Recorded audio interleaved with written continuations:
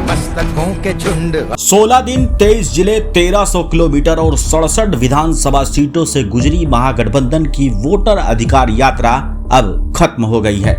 राहुल गांधी और तेजस्वी यादव सासाराम से चले और पटना तक पहुंचे। वोट चोरी का मुद्दा बनाया गया, भीड़ भी जुटी, नारे भी लगे, लेकिन बड़ा सवाल ये है इस यात्रा से आखिर मिला क्या। आइए जानते हैं इस पूरी यात्रा का नफा नुकसान और राजनीतिक सफर। 16 दिनों में महागठबंधन ने बिहार के 23 जिलों को कवर किया। राहुल गांधी 67 विधानसभा सीटों तक पहुंचे। 2020 के चुनाव में इन सीटों पर कांग्रेस का प्रदर्शन बेहद कमजोर था। सिर्फ 9 सीटें जीती थी, 16 पर दूसरे नंबर पर रही और 39 सीटें एनडीए के खाते में चली गई।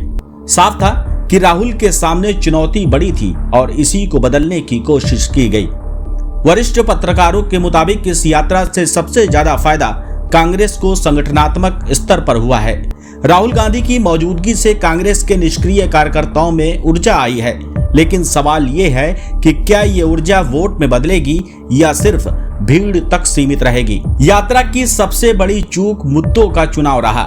राहुल गांधी और तेजस्वी यादव ने वोट चोरी का नैरेटिव उठाया, लेकिन कई सबूत कमजोर या गलत साबित हुए। प्रधानमंत्री मोदी के खिलाफ अपशब्द और तेजस्वी को मुख्यमंत्री का चेहरा घोषित न करना गठबंधन की अंदरूनी खटास को उजागर कर गया। आरजेडी को इस यात्रा से 2 बड़े फायदे मिले।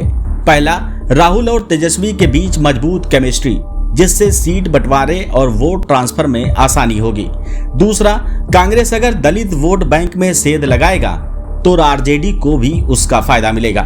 हालांकि कुछ विश्लेषकों के मुताबिक आरजेडी को खास फायदा नहीं हुआ, सिर्फ मुस्लिम वोटों का बंटवारा रोकने में मदद मिली। यात्रा में भाकपा माले को खास तवज्जो मिली।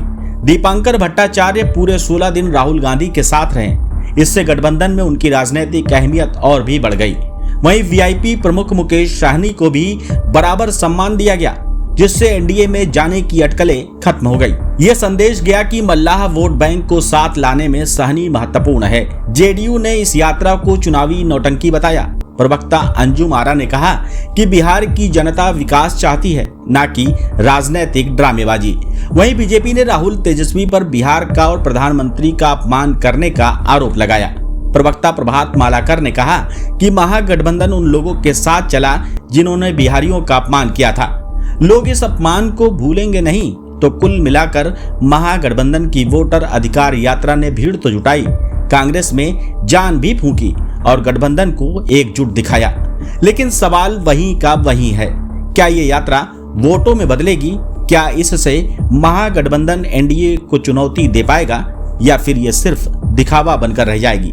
बिहार की राजनीति में असली जवाब तो 2025 के चुनावी नतीजे ही देंगे।